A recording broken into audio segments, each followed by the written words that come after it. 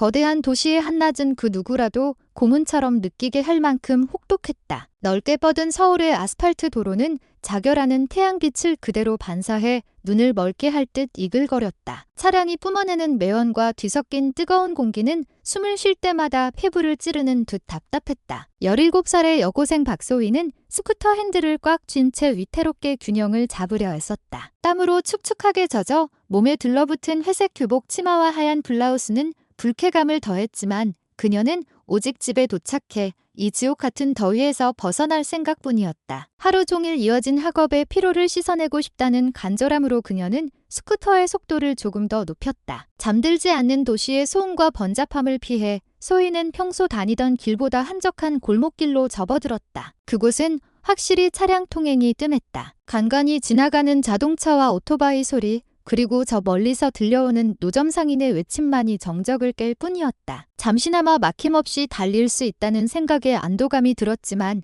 그 평화는 오래가지 않았다. 저 멀리 길 한가운데에 짙은 남색 제복을 입은 2명의 경찰이 서서 손을 들어 정지를 명령하는 모습이 보였다. 불시에 단속이 잦은 곳이라는 걸 익히 들어왔던 터라 소희의 심장은 불안하게 요동치기 시작했다. 거리가 가까워질수록 두 남자의 모습은 더욱 선명해졌다. 둘 다 보통 경찰보다 훨씬 건장한 체격이었고 그들의 자세는 위협적이다 못해 섬뜩했다. 제복은 구겨져 있었고 단추 하나를 풀어헤친 모습은 불량스러워 보이기까지 했다. 소희는 천천히 브레이크를 밟아 그들 몇 미터 앞에 멈춰 섰다. 그들의 얼굴은 낯설지 않았다. 츠 반장과 김순경, 이 동네에서 평판이 자자할 정도로 악명 높은 경찰들이었다. 그들에 대한 흉흉한 소문은 주민들 사이에 파다했지만 누구 하나 감히 맞서거나 저항하는 사람은 없었다. 두 사람이 다가오자 한낮의 열기는 더욱 숨막히게 변했다. 각진 턱과 비릿한 미소를 지닌 츠 반장은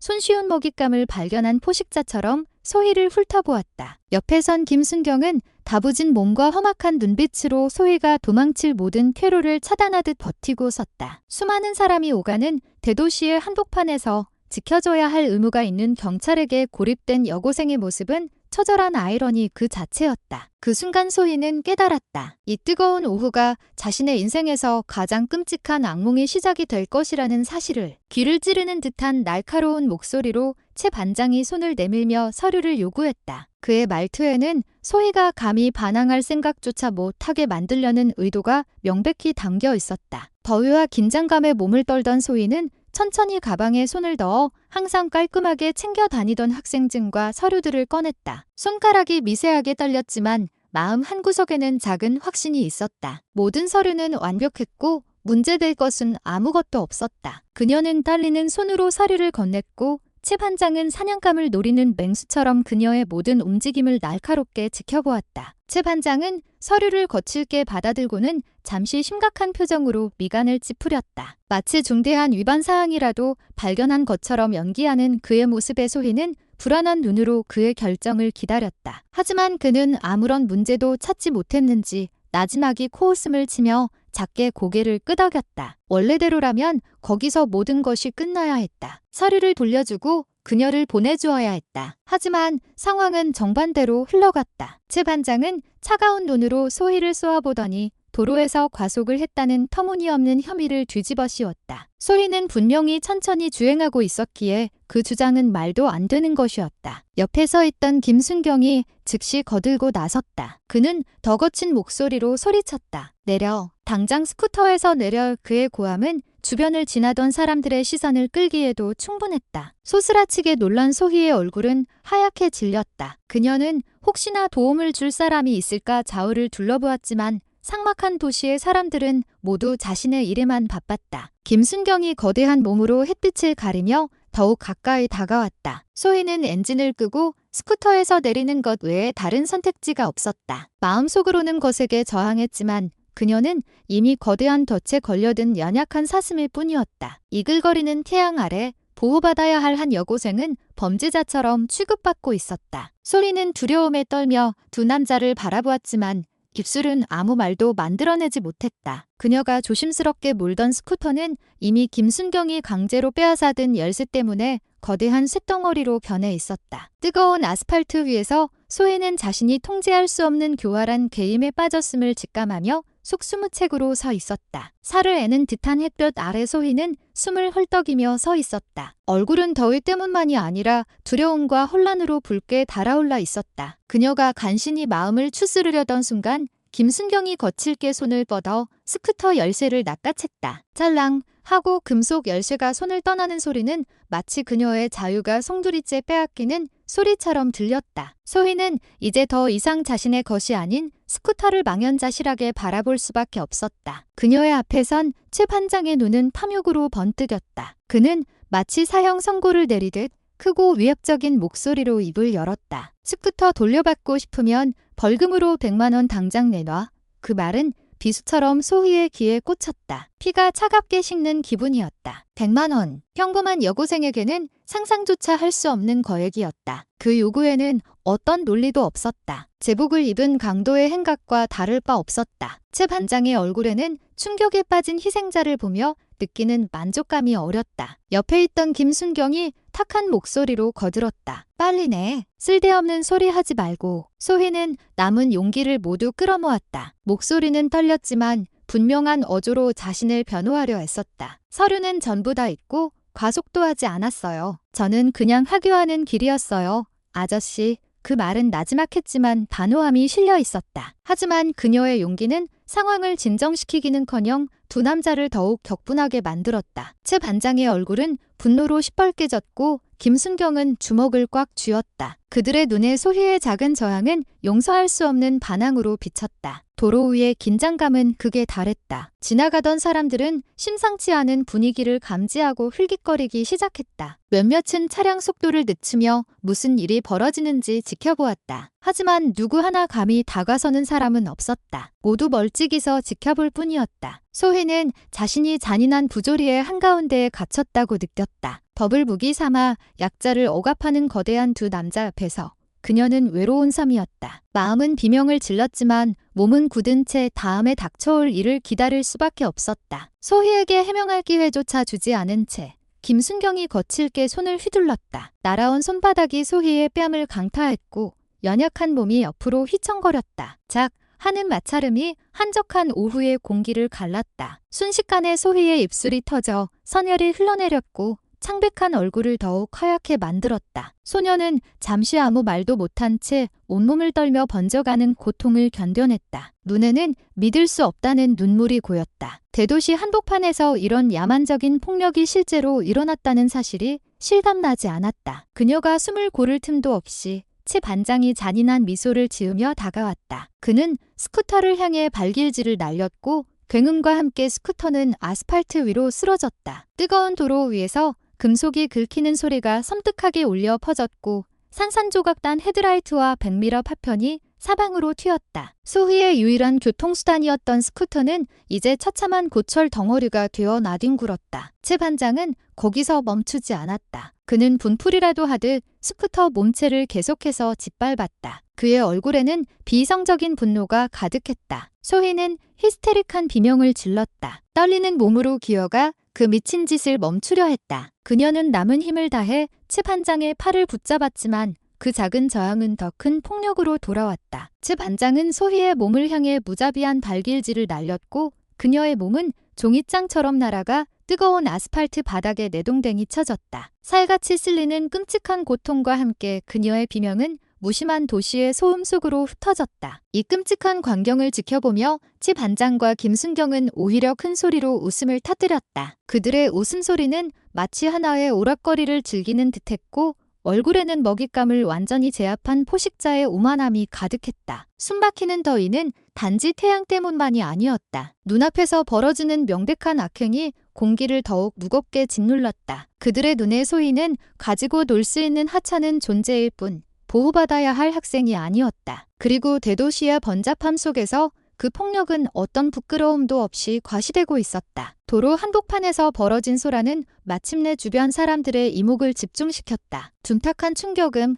소희의 비명, 그리고 두 경찰의 악랄한 웃음소리는 오가는 차량 소음 속에서도 선명하게 들렸다. 사람들이 하나둘 모여들기 시작했다. 길가의 작은 가게에서 나온 상인도 있었고 무슨 일인지 더 자세히 보려고 오토바이 속도를 늦추는 사람도 있었다. 몇몇은 떨리는 손으로 휴대폰을 들어 그 광경을 촬영했다. 하지만 그들의 눈이 명백한 부당함을 목격하고 있음에도 불구하고 누구 하나 앞으로 나서서 그 잔혹 행위를 막으려는 사람은 없었다. 온몸이 상처투성이가 된 소희는 아스팔트 위에 박살 난 스쿠터를 향해 기어갔다. 숨은 가빴고 터진 입술에서 흐른 피로 얼굴은 얼룩져 있었다. 힘없는 손으로 스쿠터의 차가운 금속을 만지며 그녀는 아직 희망이 남아있다고 믿고 싶었다. 그러나 최 반장은 증오에 찬 눈빛으로 다시 한번 발을 들어 소희의 작은 몸을 걷어찼다. 그 발길질에 소희는 고통스러운 신음을 내뱉으며 뜨거운 아스팔트 위로 다시 나뒹굴었다. 연약한 피부에 또 다른 상처가 새겨졌다. 최 반장과 김순경의 웃음소리는 더욱 커져만 갔다. 그것은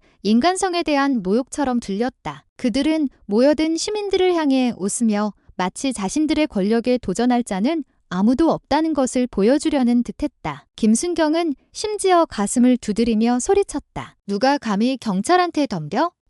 그 외침은 사람들의 마음에 공포를 심어주었고 그들은 더욱 움츠러들었다. 그들은 그저 겁에 질린 채 서로를 쳐다볼 뿐 누구도 더는 움직이지 않았다. 그곳에는 선명한 대조가 존재했다. 뜨거운 아스팔트 위에 무력하게 쓰러진 여고생과 그런 그녀를 보며 만족스럽게 웃는 제복 입은 두 남자. 그리고 용감한 증인이 되어야 할 시민들은 공포의 사슬에 묶여 침묵하고 있었다. 안정을 보장해야 할 공권력은 이제 두려움의 대상이 되어 있었다. 그 침묵은 저항이 없음을 의미하는 것이 아니었다. 거대한 도시에서 비뚤어진 권력이 얼마나 쉽게 평범한 사람들을 침묵하게 만드는지를 보여주는 씁쓸한 현실이었다. 소희는 감히 행동하지 못하는 사람들의 텅 빈 시선 속에서 홀로 싸우고 있었다. 도시의 한 병원, 치료실 침대 위에 소희는 얼굴 가득 멍이 든 채 누워 있었다. 뺨과 입술의 상처는 그녀가 겪은 잔혹함의 증거처럼 선명하게 남아 있었다. 코를 찌르는 소독약 냄새와 복도를 오가는 간호사의 발소리가 공간을 채웠다. 침대 옆에는 현장을 목격했던 이웃 주민이 소희의 언니인 박수진에게 다급하게 소식을 전하고 있었다. 그의 말은 짧았지만 수진의 피를 끓게 하기에 충분했다. 자신의 동생이 길 한복판에서 수많은 사람 앞에서 그리고 국민을 지켜야 할 제복을 입은 자들에게 짐승처럼 구타당했다는 사실. 수진은 대한민국 육군 특수전사령부 통칭특전사 소속의 군인이었다. 엄격한 규율과 혹독한 훈련, 위험한 상황에 익숙한 그녀였지만 하나뿐인 동생이 길거리 쓰레기처럼 취급당했다는 소식은 그녀의 모든 자제력을 무너뜨렸다. 분노가 심장을 잠식했고 군인으로서의 논리는 산산조각 났다. 그녀는 하던 모든 일을 중단하고 즉시 병원으로 향했다. 그녀의 머릿속에는 오직 한 가지 생각뿐이었다. 소희의 안전을 확인하고 감히 자신의 가족을 건드린 자들에게 죗값을 치르게 하겠다는 것. 병원에 도착한 수지는 힘없이 누워있는 소희를 발견했다. 동생의 눈은 흐릿했고 몸은 붕대로 감겨 있었지만 그 눈빛에는 아직 용기의 불씨가 남아있었다. 수지는 침대 옆에 앉아 소희의 손을 힘주어 잡았다. 소희는 떨리는 목소리로 사건의 전말을 처음부터 이야기했다. 어떻게 길을 막아 세웠는지, 터무니없는 혐의를 씌웠는지, 돈을 요구하고 무자비하게 폭행했는지. 소희의 입에서 나오는 모든 문장은 칼날이 되어 수진의 심장을 찔렀다. 지 반장과 김순경의 얼굴이 그녀의 머릿속에 선명하게 각인되었다. 단순한 가해자가 아니라 반드시 쓰러뜨려야 할 적이었다. 언니이자 군인의 심장은 불타올랐다. 수지는 더 이상 동생의 고통을 듣고만 있을 수 없었다. 그녀의 턱이 단단해졌고 눈빛은 얼음장처럼 차갑고 날카로워졌다. 그녀는 이 거대한 도시의 시스템이 종종 썩어빠진 공권력을 비호한다는 것을 알고 있었다. 하지만 이번만큼은 상관없었다. 수지는 무력하게 누워있는 소희 앞에서 두 악마 같은 자들에게 반드시 자신의 손으로 책임을 묻겠다고 마음속으로 맹세했다. 그녀는 단호한 걸음으로 병실을 나섰다. 경찰서로 향할 준비를 하기 위해서였다. 그날 희생자는 소희만이 아니었다. 그날 수지는 앞을 가로막는 모든 것을 불태워버릴 저항의 불씨를 막 점화한 것이었다. 가슴속에 들끓는 분노를 안고 수지는 병원을 나와 시내 경찰서로 향했다. 동생에게 한 약속은 그녀의 발걸음을 재촉하는 불길이 되었다. 차량으로 가득 찬 도로는 그녀의 결심을 막지 못했다. 그녀는 정의가 실현되어야 할 장소가 바로 저곳, 건물 전면에 국가의 상징이 걸린 저 짙은 색 건물 안이라는 것을 잘 알고 있었다. 하지만 머릿속에는 커다란 의문이 맴돌았다. 자신의 동생이 길거리에서 고문당하는 것을 방치한 그곳에서 과연 정의를 찾을 수 있을까? 경찰서에 도착했을 때 분위기는 분주했지만 어딘가 진정성이 결여된 듯 텅 비어 있었다. 경찰들은 복도를 오가며 일부는 담배를 피우며 농담을 했고 일부는 낡은 책상 위에 쌓인 서류 더미에 파묻혀 있었다. 수지는 로비에 꼿꼿이 서서 치 반장과 김순경의 모습을 찾았지만 그림자도 보이지 않았다. 이마에 맺힌 땀은 단지 건물 안의 열기 때문이 아니라 가슴을 짓누르는 감정 때문이었다. 심장은 격렬하게 뛰었고 분노는 거의 폭발 직전이었다. 기다릴 수 없었던 수지는 마침내 경찰서장의 사무실로 향했다. 그곳에서 그녀는 이 과장을 만났다. 그는 배가 나온 중년의 남자로 커다란 책상 뒤에 앉아 있었다. 얼굴에는 친절해 보이는 옅은 미소가 걸려 있었지만 그 눈빛은 속을 알 수 없는 무언가를 감추고 있었다. 수지는 단호하고 절제된 목소리로 동생에게 일어난 모든 일을 설명했다. 소희가 어떻게 구타당하고 돈을 빼앗기고 대중 앞에서 모욕당했는지, 그녀의 입에서 나오는 모든 단어에는 군인으로서의 규율로 간신히 억누른 분노가 담겨 있었다. 이 과장은 심각한 표정으로 들으며 마치 모든 것을 이해한다는 듯 천천히 고개를 끄덕였다. 수진의 말이 끝나자 그는 달콤한 약속으로 긴장을 풀려고 했다. 그는 소희의 병원비 전액을 책임질 것이며 이 문제는 최대한 신속하게 처리하겠다고 말했다. 그 말은 분명 상대를 안심시키기 위한 것이었지만 수진에게는 공허하게 들릴 뿐이었다. 그녀는 동정을 구하러 온 것이 아니었다. 정의를 요구하러 온 것이었다. 그녀의 눈빛은 이 과장의 얼굴을 꿰뚫듯 날카로워졌다. 마음속으로 그녀는 이 게임이 단순한 빈말보다 훨씬 더 거대한 것임을 직감했다. 수진이 막 사무실을 나섰을 때였다. 갑자기 등 뒤에서 강력한 충격이 그녀를 덮쳤다. 복도에서 기다리고 있던 치 반장이 날린 무자비한 발길질이었다. 수진의 단단한 몸이 타일 바닥으로 고꾸라졌다. 둔탁한 소리가 복도에 울려 퍼져 주변 모든 사람의 시선을 끌었다. 척추를 강타한 고통보다 더 큰 충격은 이것이 우연이 아니라는 자각이었다. 이것은 처음부터 계획된 함정이었다. 수진의 숨이 가빠졌다. 그녀는 차가운 바닥을 보며 분노가 들끓는 것을 느끼며 이를 악물었다. 그녀가 일어나기도 전에 김순경이 거친 몸놀림으로 다가와 무자비하게 그녀의 팔을 움켜쥐었다. 그는 쓸모없는 물건을 끌고 가듯 수진의 몸을 복도를 지나 경찰서 뒤편으로 끌고 갔다. 수진의 구두가 바닥에 끌리며 날카로운 마찰음을 냈다. 사무실에 있던 사람들은 잠시 고개를 돌릴 뿐 누구도 그를 막으려 하지 않았다. 모두 이 사건이 어디로 흘러갈지 이미 알고 있다는 듯 그저 어두운 구경거리를 즐기는 관객이 될 뿐이었다. 뒤편에 도착하자 낡은 창고가 기다리고 있었다. 녹슨 철문이 억지로 열리며 귀를 찌르는 소음을 냈다. 수지는 안으로 내던져졌고 그녀의 몸은 먼지투성이 바닥에 부딪혔다. 창고는 컸지만 허름했다. 양철 지붕에는 구멍이 숭숭 뚫려 있어 가느다란 햇빛 줄기가 어둠과 대조를 이루며 들어왔다. 벽에 드리워진 음산한 그림자는 이곳을 마치 처형장처럼 보이게 했다. 녹과 먼지, 썩은 나무 냄새가 뒤섞여 숨막히는 악취를 풍겼다. 창고 문 밖에는 수십 명의 경찰이 모여 있었다. 그들은 돕기는커녕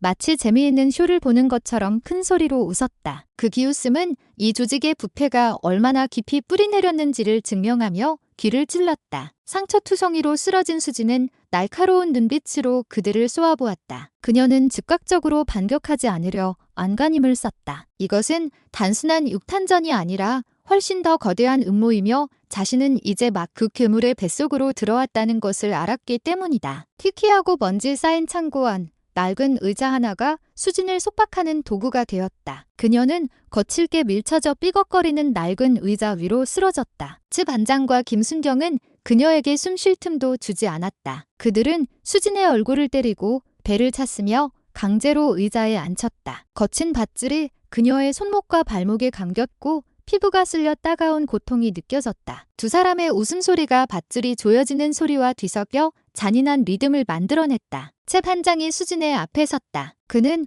오만한 표정으로 얼굴을 가까이 들이대며 큰 소리로 말했다. 이게 바로 우리한테 대든 결과다. 내 동생은 시작일 뿐이야. 누구든 우리한테 덤비면 똑같은 꼴을 당하게 될 거다. 그 말은 빈 창고 안을 울리며 듣는 모든 이에게 위협의 주문처럼 들렸다. 김순경은 고함을 지르며 자신들이 단순한 법 집행관이 아니라 누구도 건드릴 수 없는 거리의 지배자임을 강조했다. 그 협박은 수진뿐만 아니라 도시의 모든 시민에게 보내는 메시지였다. 수진의 몸은 이미 피로 얼룩져 있었다. 계속되는 구타에 몸은 쇠약해졌지만 그녀의 눈빛은 꺼지지 않았다. 묶인 의자 위에서 그녀는 치 반장과 김순경을 날카로운 저항의 눈빛으로 마주 보았다. 입술이 터지고 몸이 부서지는 듯한 고통 속에서도 그녀의 눈은 분명한 메시지를 보내고 있었다. 결코 굴복하지 않겠다는 바로 그 점이 두 남자를 더욱 화나게 만들었다. 그들은 압박 속에서 살아온 한 군인의 불꽃을 꺼뜨리지 못했기 때문이다. 창고 주변에는 수십 명의 경찰이 원을 그리며 서 있었다. 그들은 이 잔혹 행위를 막기 위해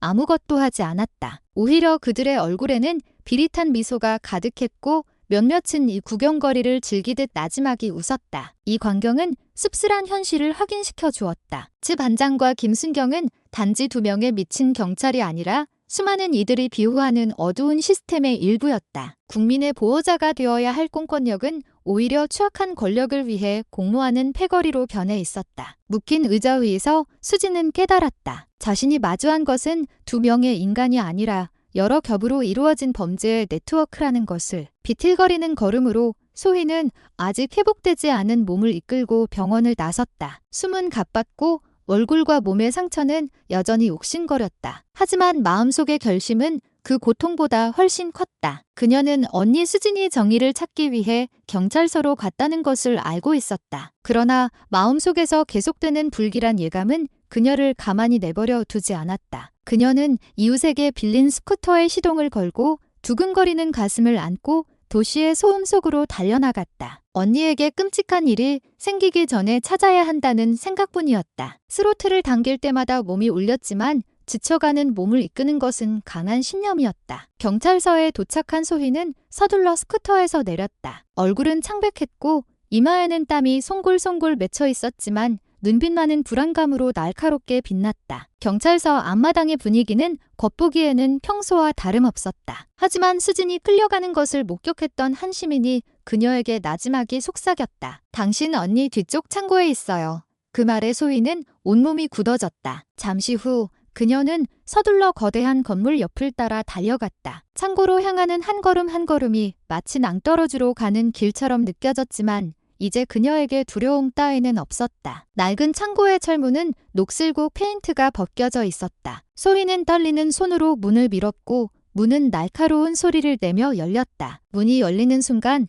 그녀의 눈은 경악으로 커졌다. 지붕의 구멍으로 쏟아져 들어오는 햇빛이 내부의 끔찍한 광경을 비추고 있었다. 창고 한가운데 언니 수진이 낡은 의자에 단단히 묶여 있었다. 몸은 상처투성이었고 관자놀이에서는 피가 흐르고 있었으며 얼굴은 멍들어 있었다. 그녀가 입고 있던 옷은 구겨지고 더러워져 마치 오랫동안 무자비하게 구타당한 듯했다. 소희는 비명을 참으려 입을 막았지만 눈물은 억제할 수 없이 흘러내렸다. 순식간에 엄청난 분노가 그녀의 온몸을 불태웠다. 지금까지 그녀를 짓누르던 두려움은 사라지고 그 자리를 폭발적인 용기가 대신했다. 소희의 눈빛은 칼날처럼 날카롭게 빛났다. 제복을 입은 자들 앞에서 포로처럼 취급당하는 언니의 모습은 그녀의 심장을 들끓게 했다. 그녀는 더 이상 자신이 연약한 여고생이라고 생각하지 않았다. 그녀는 불의에 맞서 일어나야 할 한 군인의 핏줄이었다. 단호한 걸음으로 소희는 어떤 일이 기다리고 있든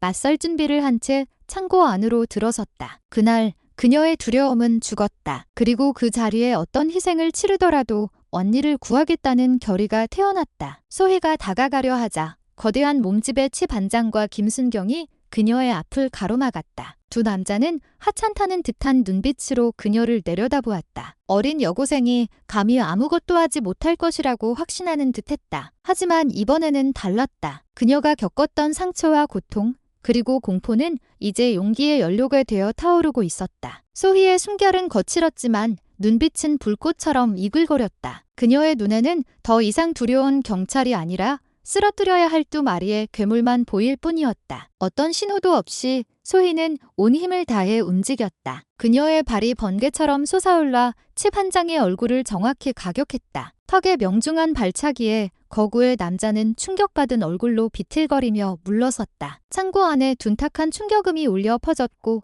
구경하던 다른 경찰들도 놀라 움찔했다. 동료가 당한 것에 격분한 김순경이 거친 고함과 함께 소희를 덮치려 했다. 그러나 소희는 이전에 스스로도 깨닫지 못했던 반사신경으로 김순경의 가슴을 향해 강력한 주먹을 날렸다. 육중한 몸이 뒤로 밀려나 낡은 책상에 부딪히며 삐걱거리는 소리를 냈다. 그 짧은 순간 소희는 수진에게 달려갔다. 작은 손이 떨렸지만 그녀는 언니의 손목을 올가맨 거친 밧줄을 필사적으로 풀기 시작했다. 거친 밧줄에 손가락이 쓸려 피가 났지만 그녀는 마침내 매듭을 풀어냈다. 힘없이 고개를 숙이고 있던 수진이 천천히 얼굴을 들었다. 온몸의 상처는 선명했고 피는 여전히 흐르고 있었지만 그녀의 눈빛은 서서히 변하고 있었다. 희미했던 눈빛에 이제 똑같이, 아니 훨씬 더 맹렬한 광채가 깃들었다. 분노한 군인의 눈빛이었다. 여전히 몸을 가누기 힘든 상태였지만 수진은 천천히 일어섰다. 한 걸음 한 걸음이 무겁게 들렸지만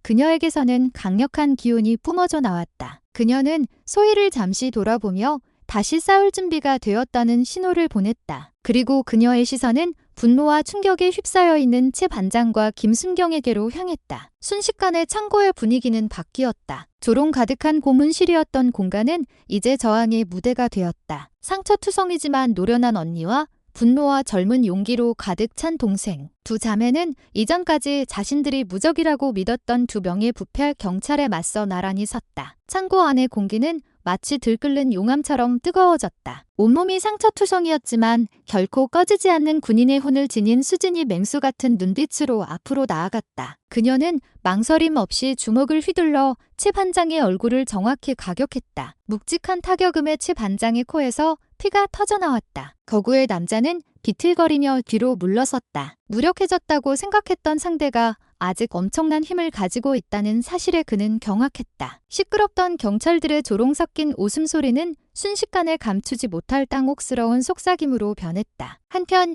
그에 못지않게 용감해진 소희는 김순경을 향해 분노를 터뜨렸다. 그녀는 온 힘을 다해 육중한 몸을 밀쳤고 김순경은 창고 벽에 강하게 부딪혔다. 나무와 벽이 갈라지는 소리가 둔탁하게 울려 퍼졌고 김순경은 고통스러운 신음을 내뱉었다. 창고 밖에서 걱정스럽게 지켜보던 시민들은 비명을 질렀고 일부는 입을 가렸다. 평범한 여고생이 부패 경찰을 저렇게 강력하게 밀쳐낼 줄은 상상도 못했기 때문이다. 그 순간은 용기가 가장 연약해 보이는 존재에게서도 태어날 수 있다는 증거처럼 보였다. 수지는 거기서 멈추지 않았다. 창고 구석구석까지 울려 퍼지는 우렁찬 목소리로 그녀는 외쳤다. 우리가 피해자다. 힘없는 국민이 썩은 권력에 맞서지 못할 거라고 생각하지 마라. 그 외침은 마치 낡은 창고의 천장을 뒤흔드는 천둥소리처럼 그곳에 있는 모든 이들의 귀를 때렸다. 그녀의 목소리는 단순히 개인적인 저항이 아니었다. 그동안 억눌려왔던 수많은 사람들의 울분이었다. 그 목소리는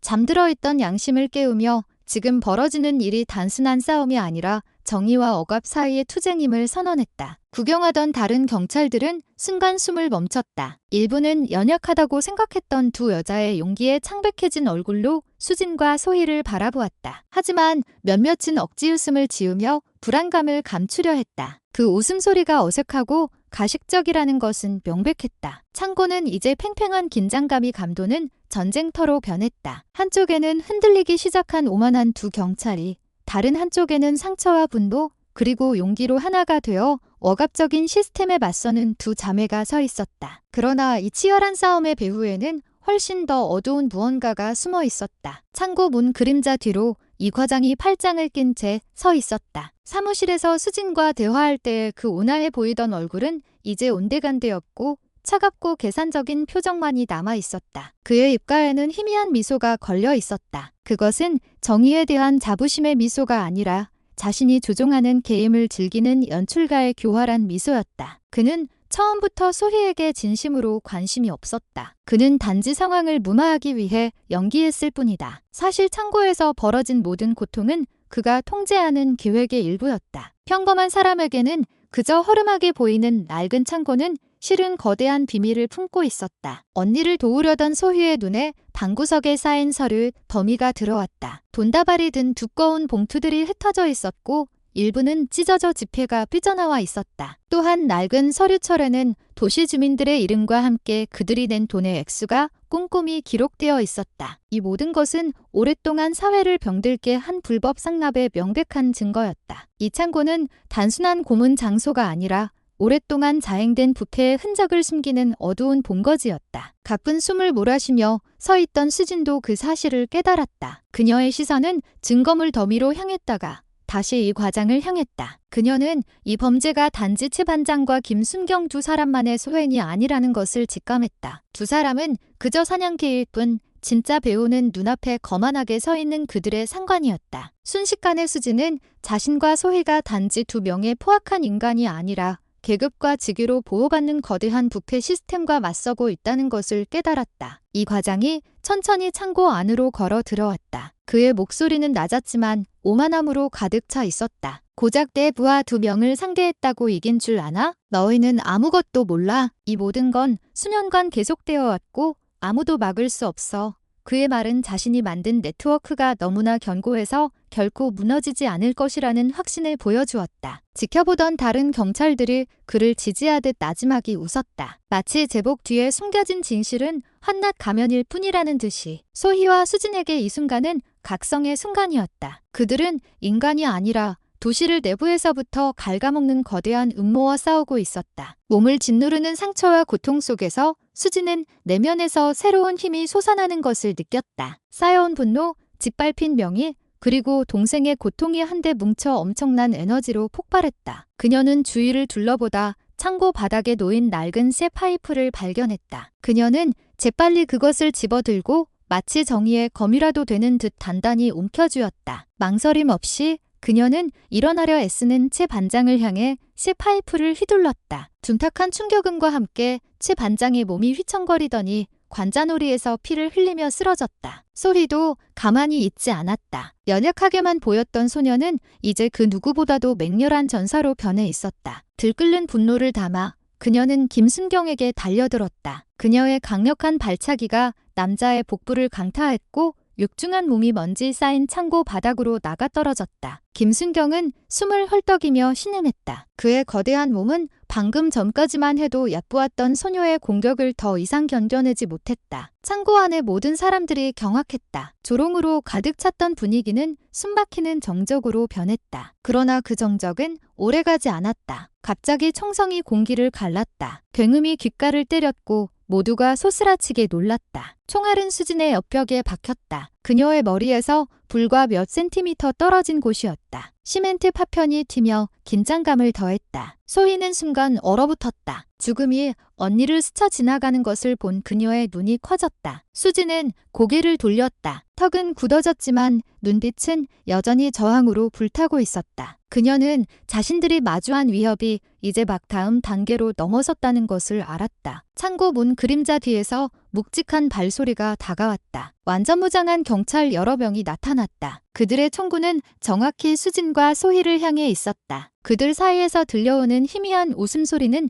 그들이 법을 집행하러 온 것이 아니라 위기에 처한 부패 시스템을 보호하러 왔다는 것을 분명히 했다. 그들 한가운데 이 과장이 오만함 가득한 차가운 미소를 띤 채 모습을 드러냈다. 너희가 이 시스템에 맞설 수 있을 것 같아. 그의 목소리가 낡은 창고 안을 울렸다. 그 말은 단순한 위협이 아니라 법 위에 군림한다고 믿는 지배자의 선전포고였다. 낡은 창고는 이제 숨막히는 긴장의 바다가 되었다. 총구들은 나란히 선수진과 소희를 겨누고 있었다. 그들의 몸은 상처투성이었고 옷은 너덜너덜했지만 두 사람의 눈은 언제라도 폭발할 듯한 불씨처럼 타오르고 있었다. 무장 경찰들은 방아쇠를 당길 준비가 되어 보였고 밖에서 지켜보던 시민들은 이미 공포에 질려 멀리 물러나 있었다. 모든 공기가 빨려 나간 듯한 정적이 흘렀다. 거대한 폭발 직전의 순간이었다. 그러나 첫 번째 총알이 발사되기 직전 삐걱거리는 소리가 정적을 깼다. 녹슨 창고의 거대한 문이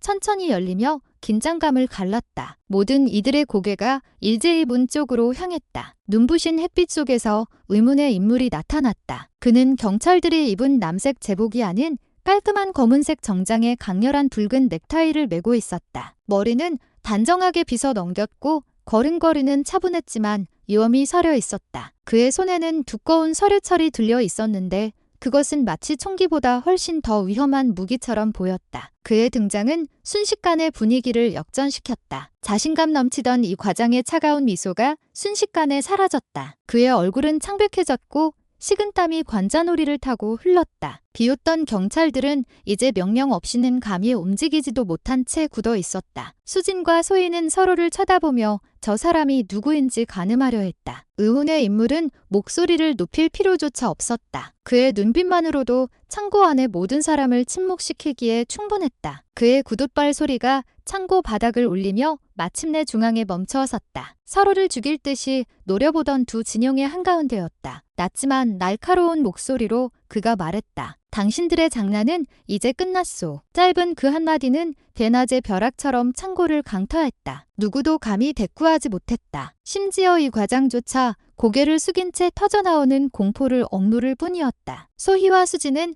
망연자실한 채 서 있었다. 이 인물이 자신들을 구하러 온 것인지 아니면 더 위험한 새로운 막을 여는 것인지 알 수 없었다. 이야기는 바로 그 지점에서 멈췄다. 검은 정장의 남자는 과연 누구인가? 희망을 가져온 아군인가? 아니면 그동안 그들을 억압해온 자들보다 더 막강한 권력을 지닌 적인가? 미스터리만이 짙게 깔려 있었다.